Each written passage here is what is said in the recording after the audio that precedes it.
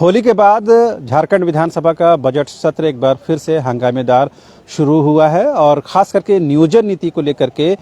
विपक्ष ने सरकार को घेरने की कोशिश की है। मामला इतना बढ़ा कि एक बार फिर से सदन को स्थगित करना पड़ा। आखिर किन बिंदुओं को लेकर के विपक्ष इतना हमलावर था और सत्ता पक्ष की ओर से उसका क्या जवाब दिया गया, ये हम अपने दर्शकों को बताना चाहते हैं और वो जानने के लिए हम अपने सहयोगी से बात करने की कोशिश करते हैं, मदन से, जो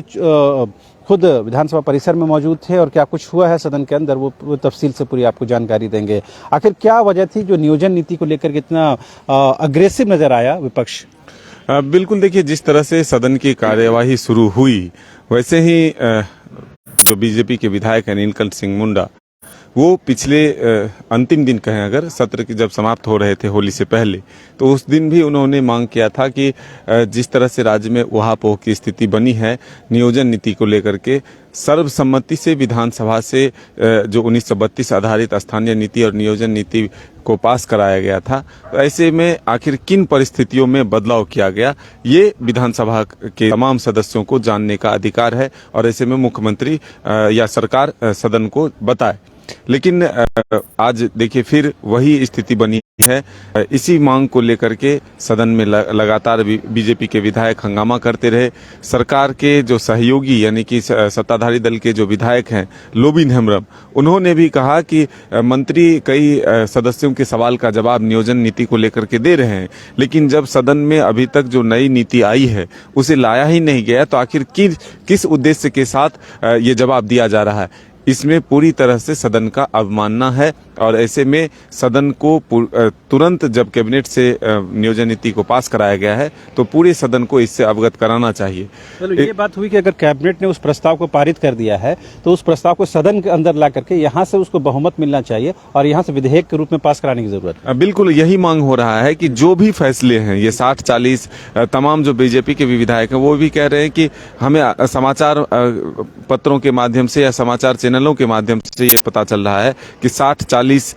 कुछ ऐसी प्रक्रिया अपनाई जा रही है। ये क्या है 60-40, ये जानना हम लोगों को बेहद जरूरी है और इसीलिए हम चाहते हैं कि सदन में मुख्यमंत्री या फिर सरकार के कोई प्रतिनिधि विस्तार से बताए कि आखिर ये 60-40 का फॉर्मूला क्या है। तो फिर सत्ता पक्ष की ओर से क्या इसका रिप्लाई किया गया है? सत्ता पक्ष की तरफ से मंत्री आलमगीर आलम ने जवाब देते हुए कहा कि सरकार इस विषय को लेकर के गंभीर है, जो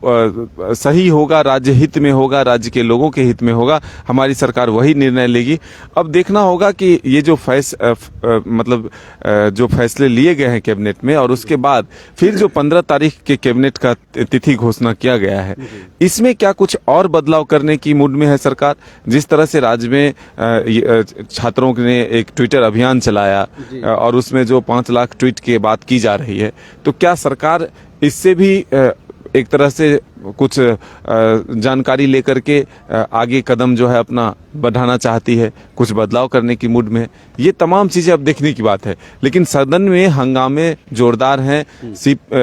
सुदेश महतो ने, जो आजसू के प्रमुख भी हैं और आजसू के विधायक भी हैं, उन्होंने सीधे तौर पर कहा कि हम बस इतना जानना चाहते हैं सरकार से कि सरकार बताए कि किन परिस्थितियों में 1932 आधारित जो नियोजन नीति बनाई गई थी उसको रद्द किया और किस परिस्थिति में और किस रूप में और कौन सा नीति ला रही है, कौन सी नीति ला रही है सरकार, ये